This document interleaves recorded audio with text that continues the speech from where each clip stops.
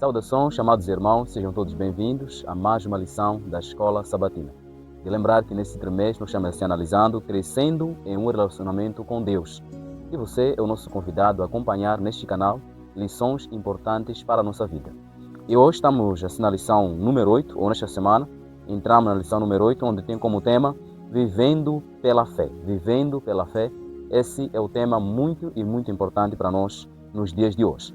Mas antes de nós assim começarmos com nossa lição, quero assim passar a apresentação ao nosso irmão aqui, que praticamente para os irmãos aí é novo, então ele vai se apresentar. Muito bem.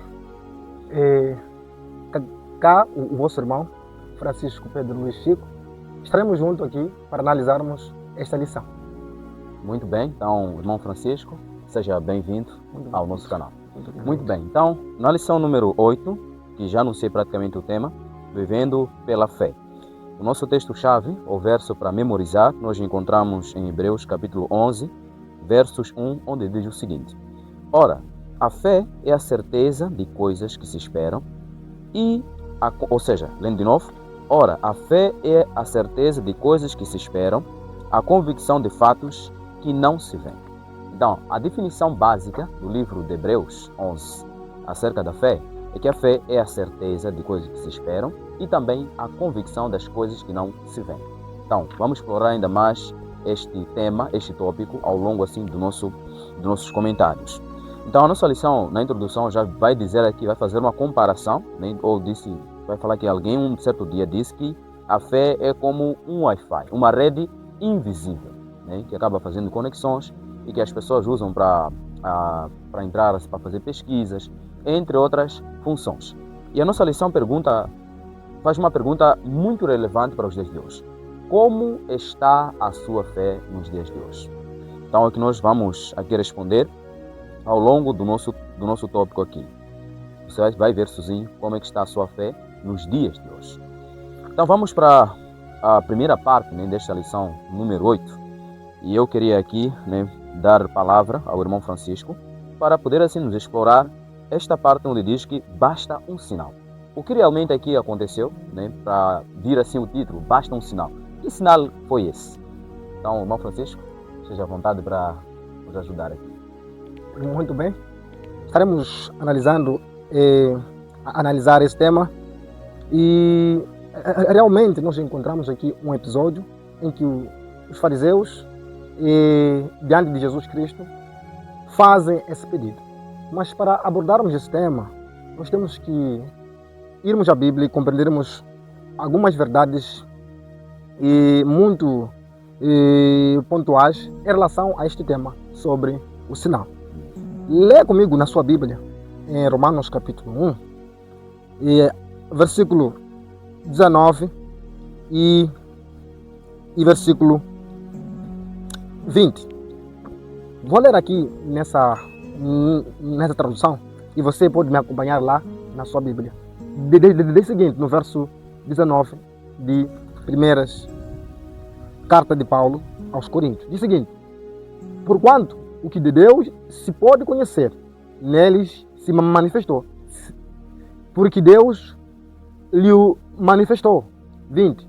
Porque as suas coisas invisíveis, desde a criação do mundo, tanto o seu eterno poder como a sua divindade, se entende e claramente se vê pelas coisas que estão criadas, para que eles fiquem inexcusáveis. Nós encontramos aqui essas palavras de Deus por intermédio do apóstolo Paulo, nos trazendo aqui que todas as evidências sobre o Deus a qual nós cremos, a própria natureza, assim como a mensagem apresentada de Deus por intermédio da Bíblia e por meio de Jesus, são claras e visíveis. E essas mensagens nos mostram realmente que Cristo Jesus é o nosso Deus.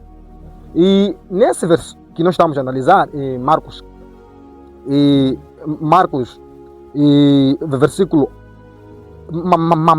capítulo 8, versículo 11 e 12, nesse episódio, nós encontramos o fariseu pedindo um sinal.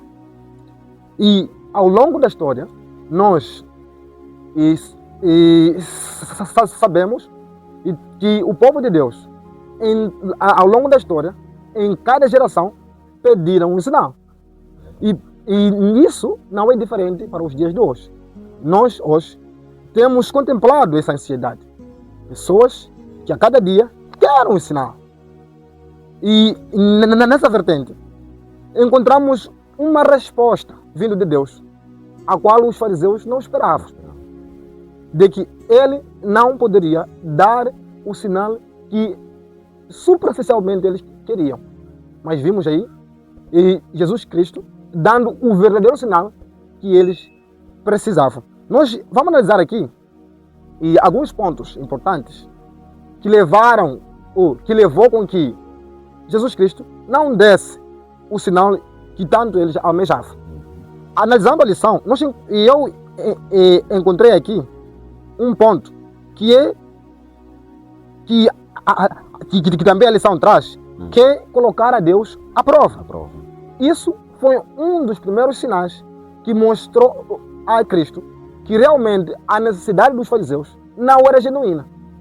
E outro sinal que nós encontramos aqui é que na sua exposição eles faltaram a fé. Faltaram a fé em realmente em trazer esse sinal, enquanto que desde o primeiro passo em que o nosso mestre começou a dar o seu evangelho, o seu ministro, ou a sua ministração, ele começou com o sinal. E com a intenção negativa que eles tinham, que é o terceiro ponto, que é a necessidade errada, que eles aí colocaram, essa necessidade acabou fazendo com que Deus, conhecendo o seu coração, a sua intenção, como está escrito em João capítulo 2, versículo 24 a 25, que Deus, ou Jesus Cristo, ele conhece os nossos corações. Ele conhece as intenções dos nossos corações. Ele não deu o sinal, apenas deu aí o verso, e que só daria o sinal de Jonas. Sim. O sinal de Jonas. Então, esses são três elementos que eu encontro aqui, o motivo que levou com que Jesus Cristo realmente chamasse a atenção aos fariseus ao verdadeiro sinal que eles necessitavam, que é a renovação da fé, ou a renovação espiritual. Sim. Ok, tá bom, muito obrigado, irmão Francisco. E ainda mais também acrescentando, encontramos a parábola do rico e Lázaro, né? Num dos versículos, deixa eu localizar mesmo aqui, para além de dizer num dos versículos, o Lucas, capítulo 16, versos 20, né? Ou seja, versos 27 até o versículo 30, onde diz assim: e disse-lhe, aqui é o rico, né? Nesse caso, na parábola, quando ele estava em tormento. Sim. É dito aqui que disse-lhe, rogo-te, pois, ó Pai, que o mandes à casa de meu pai, pois tenho 5 irmãos, para que lhes dê testemunho, a fim de que não venham também para este lugar de tormento. Disse-lhe Abraão, eles têm Moisés e os profetas, ouçam-nos. E disse ele, não, Abraão, meu pai, mas se algum dos mortos fosse ter com eles, arrepender-se-iam. Porém, Abraão lhe disse, se não ouvem a Moisés e aos profetas, tampouco acreditarão, ainda que algum dos mortos ressuscite. Então, é uma parábola, né? Não podemos pegar ao pé da letra para entendermos que a pessoa quando morre vai logo diretamente para o fogo ou para o céu. Mas encontramos aqui um ponto muito importante, irmão Francisco, ando acrescentando nesta parte, estava a dizer sobre o sinal que eles pediram, né? Os fariseus. E de lembrar que este grupo, os fariseus, eram pessoas que se auto-justificavam, né? Eram pessoas que consideravam-se justos diante de Deus, enquanto Deus, olhando para eles, não tinha nada. Então, Cristo não deu praticamente aquele sinal também, podemos dizer para nós, ele não quis satisfazer a curiosidade. Eu me lembro uma frase que o irmão Francisco usou, né, em certo dia, acho que foi ontem mesmo, que Jesus não foi para satisfazer lá a curiosidade, uma dessas coisas. Ou seja, Cristo não estava para satisfazer as curiosidades das pessoas. Ele vinha pregar a verdade para a salvação, né? Por isso que ele disse, não vai dar nenhum sinal, a não ser o sinal do profeta Jonas, que é o sinal do arrependimento. Então, mais do que sinal, os fariseus, eles necessitavam realmente de uma renovação espiritual, naquilo que o irmão Francisco acabou tocando aqui. Não sei se tem mais algum ponto aqui a acrescentar ou podemos já avançar. E um dos assuntos que nós podemos também explorar aqui é o que fazermos quando esses elementos se manifestarem na nossa vida. Nós temos aí a resposta de Deus em João capítulo 20, versículo 29. João capítulo 20, Uhum. Pega a sua Bíblia Deixa e eu ler aqui. no versículo 29. Versículo 29. Diz assim: Jesus, porque me viste e tomei, creste. Bem-aventurado os que não viram e creram. Muito bem. Essa é a beleza que nós encontramos na resposta na resposta que vem pela palavra de Deus. Se nos encontrarmos nessas situações, lembremos que temos que crer. Se alguém nos colocar nessas situações, lembremos que somente Cristo é que é o verdadeiro. Exatamente. Bom, então, esta parte aqui do sinal, nós vamos passar, dizer que realmente o sinal mais importante que nós necessitamos é o sinal da conversão. Aí outro ponto também, irmão Francisco, para não me deixar passar, nossa lição fala também sobre a questão do sinal e dos tempos, né? Nós temos que acompanhar. Por exemplo, aqui diz que em Mateus 24, vemos quantas coisas já se cumpriram e continuam se cumprindo.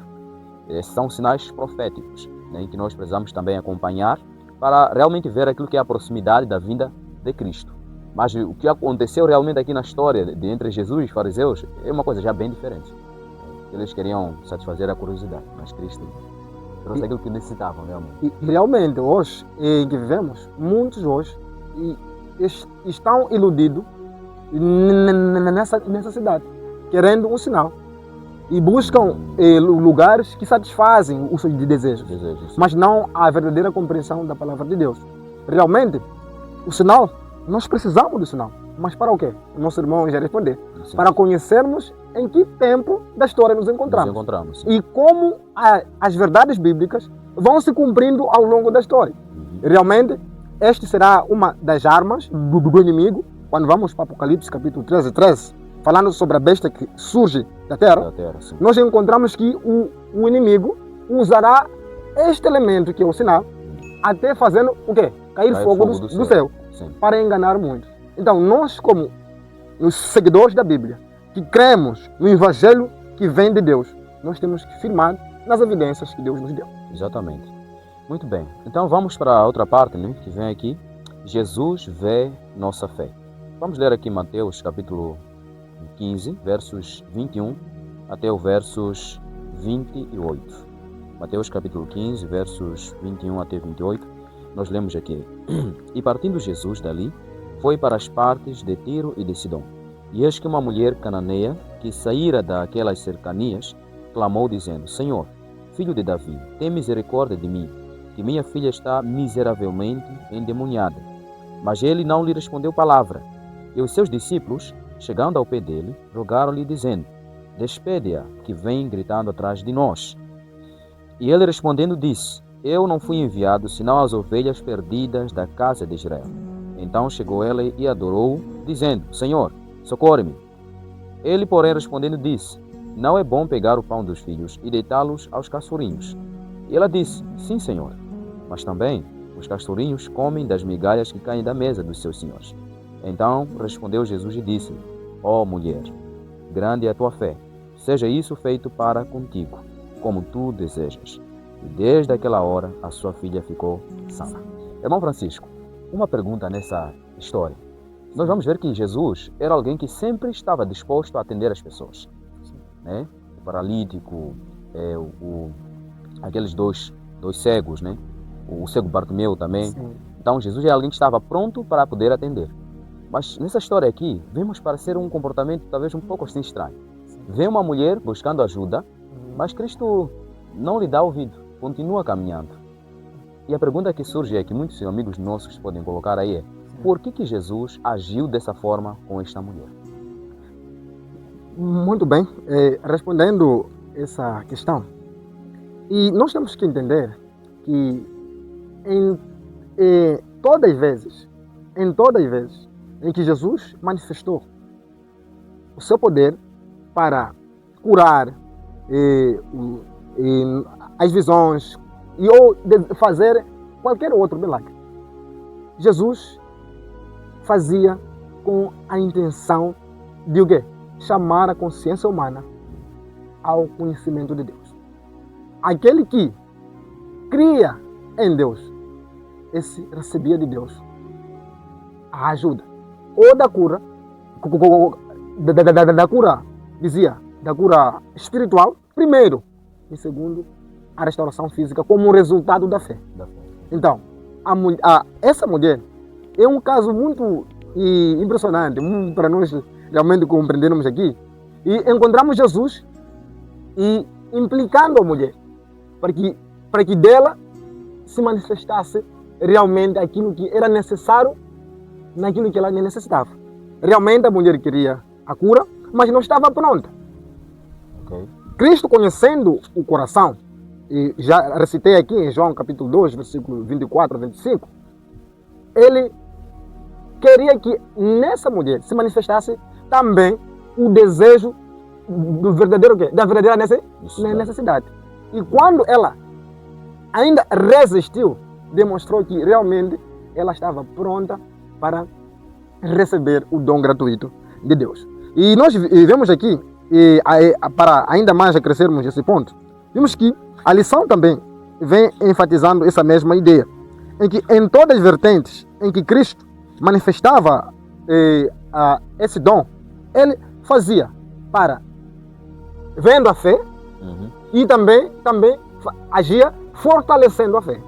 Então Deus, Jesus Cristo, aliás, por intermédio dessa insistência, dessa demonstração de fé dessa mulher, Cristo realizou o desejo na qual que ela almejava.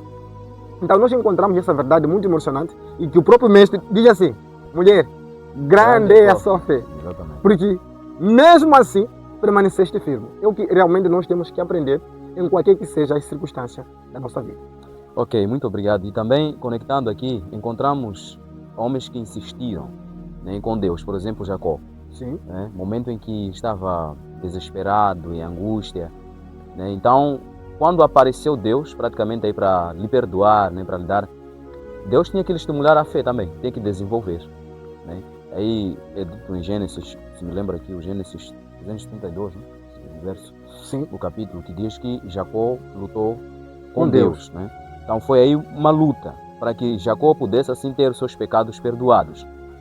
Então, temos vários exemplos de que nós precisamos insistir e ser persistente. E também a segunda lição que talvez o que Jesus queria ensinar aqui era para os discípulos também. Porque na época é dito que os gentios eram considerados mesmo como fossem pessoas estranhas, né? Pessoas, como vem aqui, cachorrinhos ou cachorros, sim, sim. Né? Eram cães. Então, Jesus vinha ensinar também que, olha, sendo ser humano, ser humana, ninguém deve considerar outro cão. Nem todos aos olhos de Deus são suas criaturas. Então, essa também era a segunda lição. Então, temos duas lições aí. A estimulação da fé da mulher e também para os discípulos a não criar barreiras, nem preconceito, assim como encontramos na história da mulher samaritana, onde a mulher samaritana disse que, olha, como você sendo judeu, você pede água a mim. E o texto abre entre parênteses porque os judeus não se comunicam, não se comunicam com os samaritanos. Muito bem, então para dizer que Jesus ele vê a nossa fé, né? Como o irmão Francisco já falou. Muito bem. Há uma parte aqui da nossa lição, na pergunta do rodapé, que diz assim: pense em todas as razões lógicas que você tem para crer. Ao mesmo tempo, em que ponto a lógica se esgota e a fé sólida e racional precisa ser exercida? Essa é uma pergunta muito profunda, entre a lógica e a fé. Poderíamos perguntar, será que a lógica anda com a fé anda com a lógica? Ou são coisas separadas? Realmente, a lógica e a fé são coisas separadas. E a lógica não, do seu modo mais aplicado, e nós veremos que ao seu fundo não aprova a fé, mas sim aprova a razão. Sim. Mas quando vamos para a fé, assim como o nosso versuário nos chama aqui a atenção, e que está além da compreensão humana, porque é um dom de Deus. De Deus, sim. Ok? Tá bom. Então vamos para, ou seja, lendo aqui um texto do Espírito de Profecia, Fé e Obras, página 10, diz aqui: a descrença acalentada no coração tem poder sedutor. As sementes da dúvida que eles estiveram semeando produzirão produzirão sua colheita, mas devem continuar a arrancar toda a raiz de descrença. Quando essas plantas nocivas são desarraigadas, elas cessam de crescer por falta de nutrição em palavras e ação. O ser humano deve ter as preciosas plantas da fé e do amor introduzidos no solo do coração, ocupando o primeiro lugar ali. Bom, então um texto muito forte, né, de que se nós acalentarmos as descrenças, né, ou também a dúvida na palavra de Deus, então pouco aos poucos, nessa nutrição que nós vamos dando, vamos nos afastando de Deus. Sim. Né? Existem muitas das vezes alguns cristãos que ficam com dúvidas e vão mais dúvidas. Eu conheço alguém que sempre vive duvidando da palavra. Sim. Né? Então nós não podemos viver na dúvida. Pode aparecer dúvida ao ler, sim, claro, mas sempre devemos buscar encontrar a solução, a resposta em Deus. Talvez você pode não ter aqui e agora, né, algumas respostas, mas daquilo que Deus já te revelou para você continuar a crer, então temos que avançar. Ou seja, o fato de eu não entender alguma coisa não deve ser a razão de me fazer agora voltar para trás. Aliás, nós estamos a adorar um Deus infinito, Sim. onde que a nossa compreensão humana não consegue atingir aquilo que é a sabedoria e o conhecimento dele. Né? Como disse Paulo em Romanos 11, versículo 32 em diante, né? Que, ó profundezas, né, da sabedoria de Deus, quão grande é o conhecimento que Deus tem. Então, por isso que nós continuamos buscando a Ele, como diz Oséias 6, versículo 3, busquemos e continuemos buscando ao Senhor. Né? Então não devemos viver de dúvida, precisamos aprender a desenvolver a fé. E Romanos agora 10, versículo 17 vai responder que a fé vem pelo ouvir da palavra. Muito bem, então vamos avançar aqui. Fé não é sentimento. Fé não é sentimento. A lição já foi muito direto. Fé não é sentimento. Como é que seria, irmão Francisco? Nos explica lá melhor isso aí. Como é que a fé não é sentimento? E realmente nós iremos junto com aqui, passo a passo, compreendemos aqui alguns textos bíblicos que irão responder. Sim. E essa nossa pergunta, esse nosso verso, esse é esse nosso tema que nós estamos aqui a aprender. Mas uma coisa que eu queria trazer primeiro é sabermos que existem níveis de fé. Existem níveis de fé ou medidas. Isso encontramos em Romanos capítulo 12, versículo 3. Então, a mensagem de Deus nos mostra que existem níveis de fé. Tem uma fé pequena, temos uma fé grande. Então, isso nós podemos encontrar, por exemplo, como nível de fé em Romanos, como eu dizia, em Romanos capítulo 12, versículo 3. E a pequena fé. Trouxe aqui para os irmãos, só para sustentarmos esse pensamento. Em Mateus capítulo 8, verso 26. Vou pedir para o nosso irmão fazer a leitura. Muito bem. Em Mateus 8, versos 26. 26, muito bem. Diz o seguinte: E ele disse-lhes: Por que temeis, homens de pequena fé? Tá bom? Então, ok? Continuar? Sim. Muito bem. E ele disse-lhes: Por que temeis, homens de pequena fé? Então, levantando-se, repreendeu os ventos e o mar e seguiu-se uma grande bonança. Muito obrigado. Então, também temos a mesma informação em Mateus capítulo 17, versículo 20, Lucas capítulo 12, versículo 28, a demonstrar que realmente existe uma medida de fé que é pequena. E também para uma medida de fé robusta, como nós vimos, como fala aqui a lição logo na introdução, ou grande, uma fé sólida, firme, que também em Mateus capítulo 15, versículo 28, nos mostra que também existe uma fé grande, firme e robusta. Tá bom. Respondendo à pergunta, nós temos que perceber aqui primeiro que as lições que nós tiramos nesse verso que nós temos aqui, em Efésios capítulo 2, versículo 8. Vamos ler Efésios 2, versículo 8, para tirarmos aqui realmente as lições que irão justificar aqui o pensamento que iremos tirar aqui. Efésios capítulo 2, versos 8. Sim. Porque pela graça sois salvos por meio da fé. E isso não vem de vós, é dom de Deus. Sim, pela graça sois salvos. Então, é dessa forma em que nós encontramos aí que a salvação é dom de quem? É dom de Deus. E a fé é dom de Deus. Também. Então, nós encontramos aqui essa primeira essa mensagem nesses versos. Analisando ponto a ponto, por intermédio da Bíblia, nós temos como fundamentos que a fé não é automática. Assim como a lição também traz que a fé não é automática. Esse é o primeiro ponto que temos que saber para conseguirmos entender se a fé realmente é sentimento ou não é sentimento. Então, nós temos que perceber que essa fé não é automática. Esse é o primeiro ponto. E o segundo ponto é percebermos que a fé vem pelo ouvir. Nosso irmão aqui já recitou Romanos 10, versículo 17, que é ouvir a palavra de Deus. E também nós aprendemos nessa lição que a fé é Deus quem dá. Peço para o irmão ler em 1 Coríntios para firmarmos esse pensamento. 1 Coríntios 12, versículo 9. 12, versos 9. 9. E ao outro, pelo mesmo Espírito, a fé. E ao outro, pelo mesmo Espírito, os dons de curar. Muito bem. Em nova versão internacional diz que a outro pelo Espírito dá grande fé. Dá grande fé.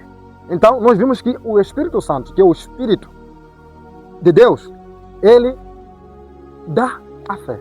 Ele que dá. É Deus quem dá a fé. Esse é um dos elementos que nós encontramos para compreendermos se realmente a fé é um sentimento ou não.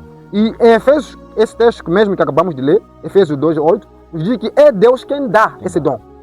Que a fé é dom, não é sentimento. É um dom de Deus, como está aí frisado no texto.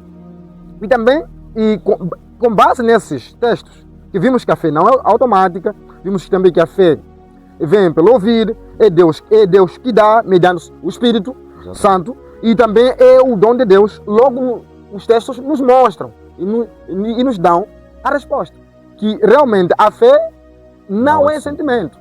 Okay. Não é sentimento. Tá bem, muito obrigado. E então, uma pergunta agora muito pontual, irmão Francisco. Se a fé não é sentimento, o que seria então a fé? Ou o que é fé? Quando falamos, de fé, o que é?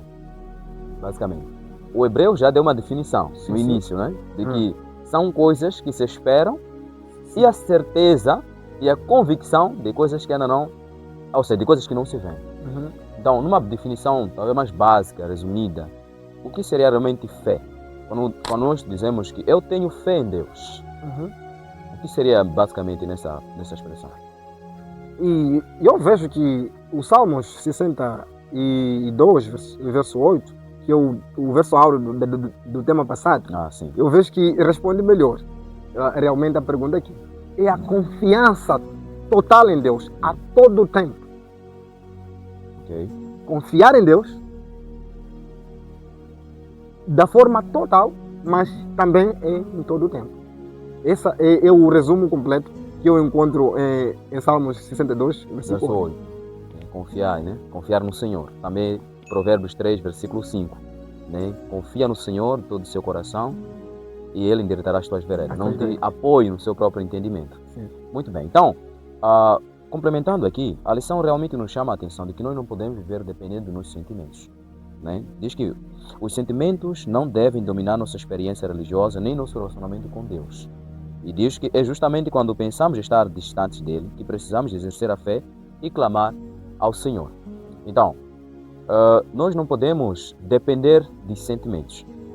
Se eu estou bem, alegre, estou com sentimentos já bem emocionado, então fico já a interpretar aquilo como se fosse fé. Mas há vezes que eu posso não acordar bem, posso acordar mal-humorado, e isso não quer dizer que eu não tenho fé em Deus.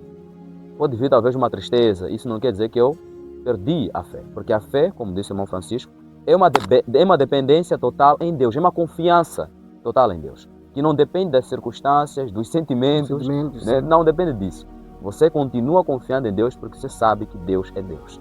Então, fé não é sentimento. Então, é por isso que a lição acabou trazendo isso. Fé é praticamente confiar em Deus em todos os momentos da vida.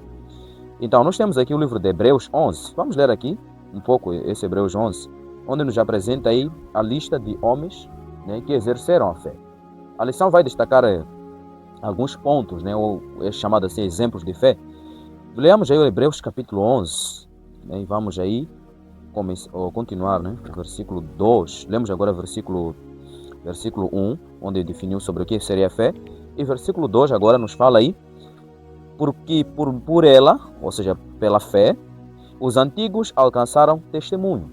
E diz, começa já, ou seja, explicando ainda mais. Pela fé, entendemos que os mundos, pela palavra de Deus, foram criados, de maneira que aquilo que se vê não foi feito do que é aparente. Ele começa a explicar que, olha, nós pela fé confiamos ou acreditamos que o mundo foi feito com Deus. Porque nós não estivemos lá na criação. Ninguém viu quando Deus estava a criar o mundo. Né? Sim, vamos ter alguma coisa. Sim, mas sim, Deus nos revelou. Exatamente. É dessa forma sim. que nós cremos nessas verdades. Exatamente. Que realmente são verdades consistentes. Sim, então, temos agora aqui. Pela fé, Abel ofereceu a Deus maior sacrifício do que Caim, pela qual alcançou testemunho de que era justo, dando Deus testemunho dos seus dons, e por ela depois de morto ainda fala.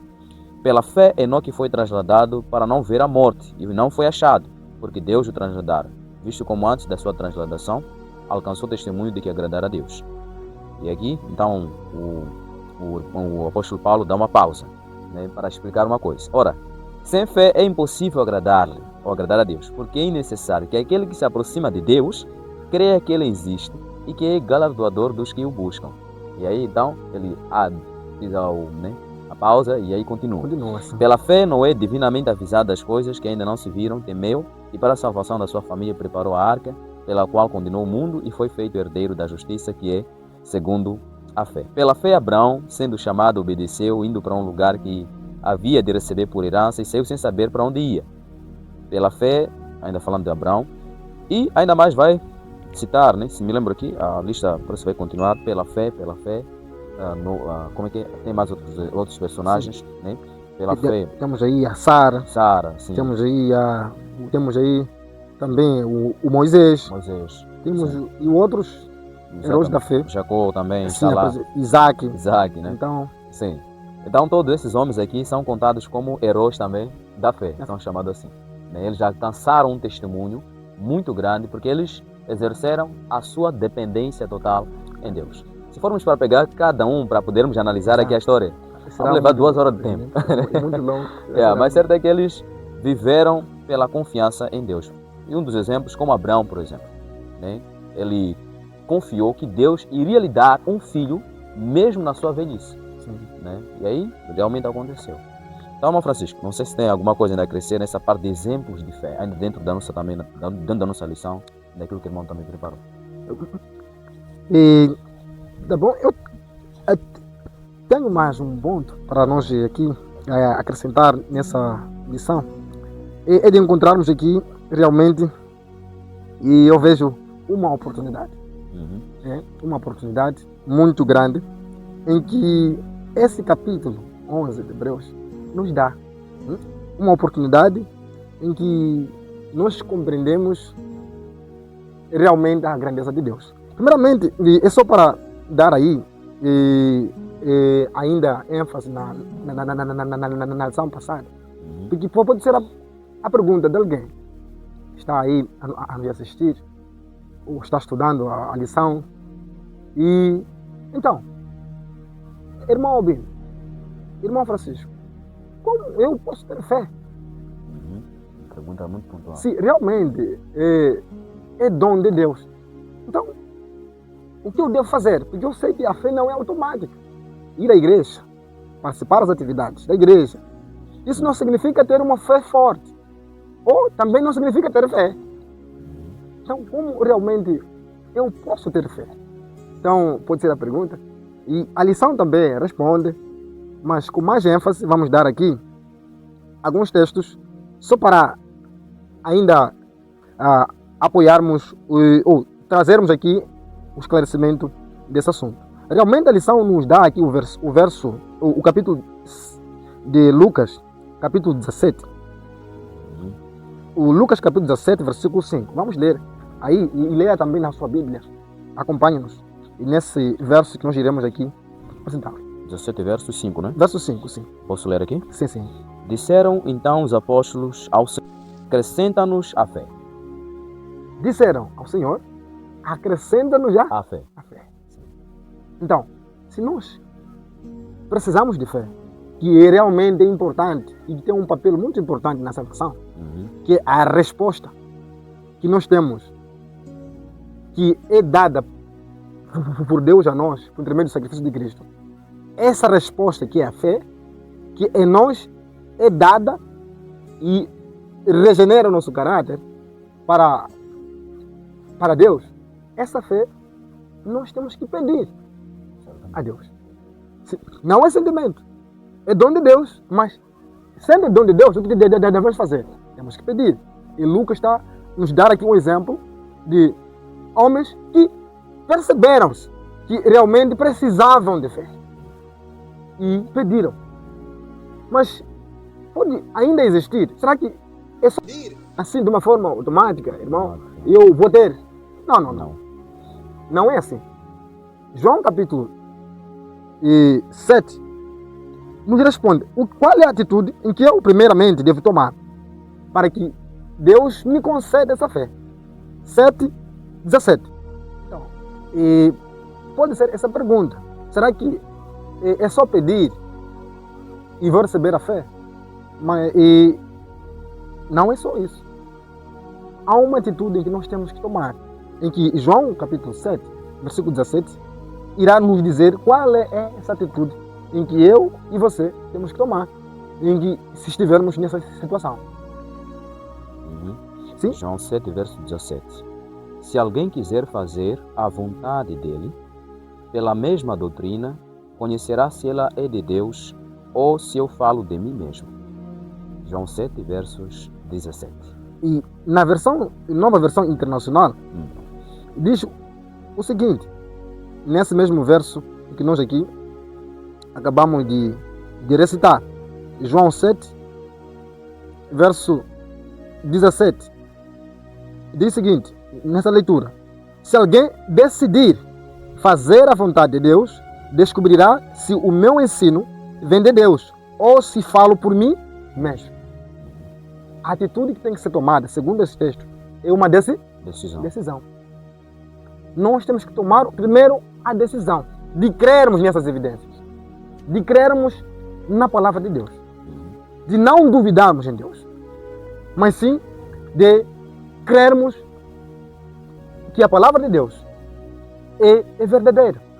Quando cremos realmente e pedirmos, Deus sim nos considerará o dom de fé. Okay. Esse era o elemento que eu queria trazer. E indo para Hebreus capítulo 11, que é a galeria dos heróis da fé. Dos heróis, há uma beleza que eu queria trazer aqui com os irmãos.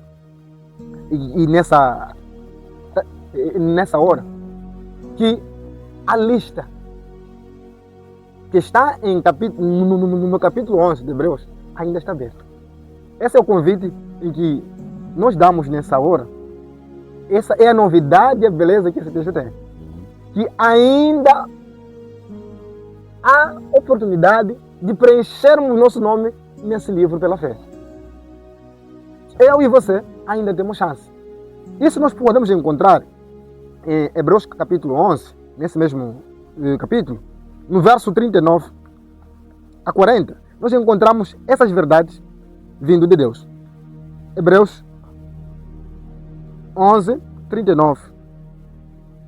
39 a 40, né? A 40. Muito bem. E todos estes, tendo tido testemunho pela fé, não alcançaram a promessa, provendo Deus alguma coisa melhor a nosso respeito, para que eles, sem nós, não fossem aperfeiçoados. Muito bem. Aqui o texto nos traz essa maravilha, que todos estes não alcançaram a sua promessa. Por que motivo? Diz aí o 40, por causa de nós. Porque Deus tem um plano maior para conosco. Exatamente. De pertencermos nessa lista, de pertencermos a este grupo e também assim, na hora certa, que tenhamos nós realmente a mesma a recompensa tanto como a eles. Por isso que nós encontramos nosso irmão Paulo a falar essas palavras, que os mortos serão os primeiros. Nós não precederemos, os vivos não precederão os mortos. Primeiro, na ressoada voz e da trombeta do arcanjo, os que estiverem o quê? Mortos em Cristo ressuscitarão primeiro. São estes. E depois nós estivermos vivos. Então, nós teremos no mesmo dia a recompensa junto com os heróis. Então, essa é a beleza que eu queria trazer para os irmãos nesse comentário, dizendo que temos que buscar a Deus. Temos que decidir realmente de todo o coração e buscarmos a Ele com sinceridade.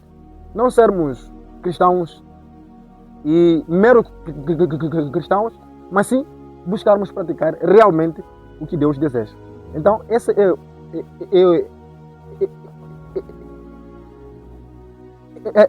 é um dos pontos que eu queria aqui apresentar nessa lição. Muito obrigado, irmão Francisco. E então vamos avançar, já quase no final da nossa lição. Vamos para o Apocalipse, capítulo 14, versos 12. Sim. Esse é o texto-chave dessa parte da lição, onde vai falar sobre a fé de Jesus. Então, em Apocalipse 14, verso 6, aliás, versos 12, irmão Francisco, pode ler para nós aí?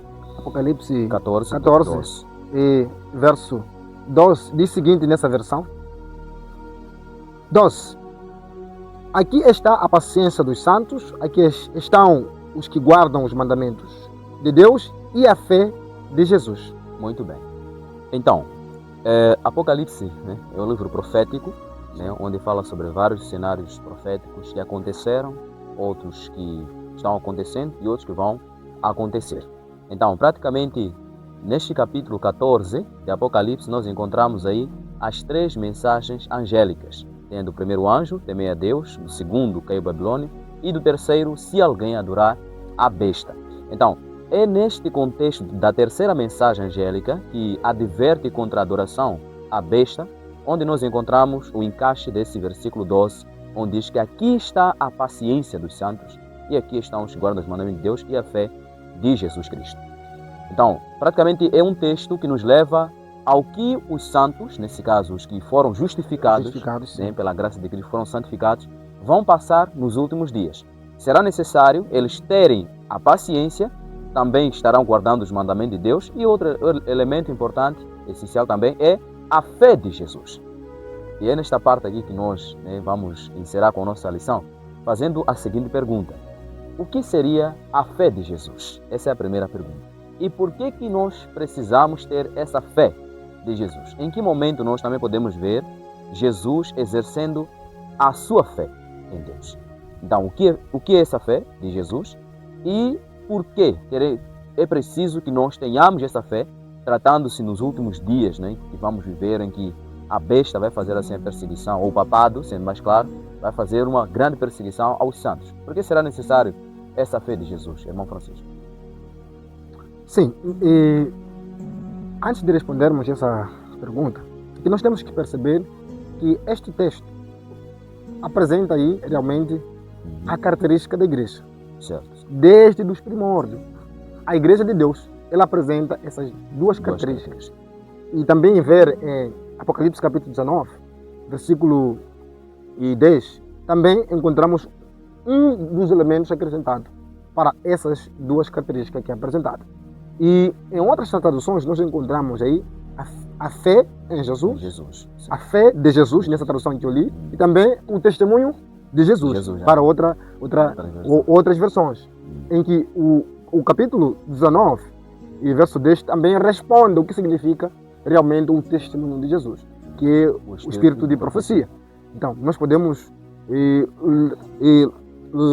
logo entendermos realmente o que isso significa, o espírito de profecia. Mas nós temos que perceber esse ponto, que realmente a fé de Jesus foi um elemento que durante a história cristã foi esquecido. Esses dois elementos, eu falo para a nossa geração. Por mais que para as outras gerações, eu falo dos apóstolos, realmente isso não era problema. Mas na Idade Média, através das perseguições, realmente esses dois elementos foram quase separados nas igrejas aqui apresentadas. E nas igrejas, houve uns irmãos que realmente confessavam a fé. Mas para a nossa época, nós tivemos um período em que realmente esses elementos também foram separados. Vimos aí, quando falamos dos anos 1844, vimos que a Igreja de Deus ainda enfatizava um dos elementos das características. Dessa característica da Igreja verdadeira de Deus. Exatamente. Então, mas pela graça de Deus, nós vimos que ao ano 1888, Deus, pela sua graça, concedeu à sua igreja um outro elemento, que é a fé, que é a justificação pela fé, sim. que foi dado para o Jones Wagner. Sim, para nossos irmãos Allen Jones e o Wagner. Então, esses irmãos, realmente, pela graça de Deus, receberam outro elemento. Primeiro, a igreja avançava com o primeiro elemento, que era os mandamentos de Deus, firmemente guardando realmente o que Deus exige como igreja para observar enquanto anunciam a mensagem presente. Mas nesse ano, os nossos irmãos, pela graça, Deus deu esse dom, essa sabedoria. E a igreja de Deus recebeu outro elemento, que é a justificação e pela fé. E nesse processo, nós vimos que somente a nossa irmã e profetisa Ellen White esteve ao lado desses irmãos. Por isso que nessa lição nós encontramos no comentário que no ano 1890 ela afirma e comprova que realmente essa visão, esse conhecimento, esse dom transmitido por esse irmão vinha diretamente de Deus. Por isso que a lição traz dizendo que o Evangelho, assim como a lei, andam de mãos dadas. Não há a mensagem presente. A mensagem presente, aliás, não deve ser pregada ao mundo, separando esses dois elementos. Então, o nosso verso, a nossa pergunta responde que realmente, na tradução que fala aqui, a fé, os que guardam os mandamentos e o testemunho de Jesus, o capítulo 19 responde, é o dom profético e o espírito de profecia. O que é espírito de profecia? Realmente nós, advertidos do sétimo dia, cremos que esse dom se manifestou na pessoa de Ellen White, que realmente Deus, pela sua graça, a concedeu, para que assim como a igreja avançasse até o tempo do fim. Por mais que ela não esteja conosco, mas a palavra de Deus permanece para sempre. Assim como os profetas não estão conosco, os discípulos não estão conosco, mas a palavra de Deus é eterna. Então, a fé de Jesus, em poucas palavras, é o Evangelho de Deus. É toda a verdade que fala sobre a revelação de Deus na sua imagem de Jesus. Deus seja louvado. Então, aí está, né? Que seria a fé de Jesus. E a nossa lição também até trouxe um exemplo, momento em que Jesus realmente permaneceu firme pela salvação da humanidade, né? Quando ele foi no jardim do Getsemane, onde que houve uma luta muito grande, né? Porque é onde estava realmente, vamos dizer assim, em jogo a salvação da humanidade. Cristo poderia voltar atrás ou ele poderia continuar em frente. É onde nós encontramos aquela oração, Pai, se possível, como é que é a oração? Sim. Se possível, passa de mim esse cálice. Mas não faça-se a minha vontade, faça-se a tua. Então, quando nós lemos também o livro de Já das Nações, desta irmã Ellen G. White, que nosso irmão mencionou aqui, que recebeu o dom de profecia, ela vai ainda explicar, dizer que lá no jardim de Getsemane, também as hostes das trevas estavam lá, colocando em Cristo muitos pensamentos negativos, né, tais como, olha, a raça humana da qual você veio salvar não vai te aceitar, muitos vão te rejeitar, enfim. Né, mas Cristo venceu aquela batalha e pronto, ele foi até o Calvário, morreu, mas não só morreu, como ele ressuscitou e hoje está no céu, no santuário celestial. Então, no tempo que estamos vivendo e os tempos que virão, então será necessária esta fé que Cristo exerceu, essa confiança que ele depositou em seu Pai. Né? Então, por isso nós somos chamados também a crermos naquilo que Deus já vem trazendo como mensagens, porque as mensagens, que é o dom de profecia, por exemplo, que é o testemunho de Cristo, ela vem para poder nos animar, nos estimular a desenvolvermos a nossa fé, né, em Deus e de Jesus Cristo. Então, lendo na parte do estudo adicional, nós encontramos as seguintes palavras: somos justificados, perdoados e colocados em paz com Deus pela fé. Também somos santificados, capacitados a ser semelhantes a Jesus Cristo. Quando convidamos Jesus para a nossa vida, tornamos-nos filhos de Deus pela fé. Vivemos pela fé no Filho de Deus. Gálatas 2, versículo 20. E uma citação do livro A Ciência do Bom Viver, página 105. Coisa alguma é aparentemente mais desamparada, e na realidade mais invencível, do que a alma que sente não ser nada, mas confia inteiramente nos méritos do Salvador, pela oração, pelo estudo de sua palavra, pela fé em sua constante presença.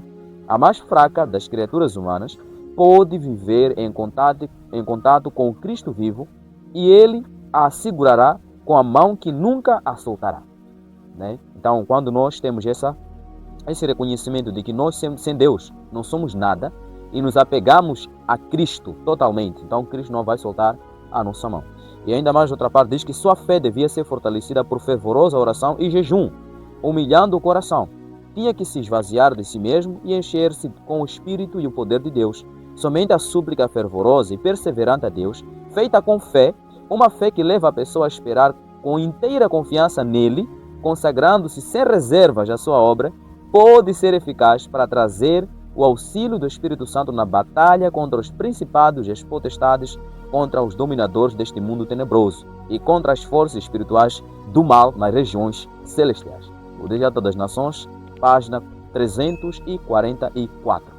Então, irmão Francisco, de uma forma resumida aqui, nós conseguimos perceber que a fé, a dependência em Deus, a confiança em Deus, é fundamental na vida do cristão.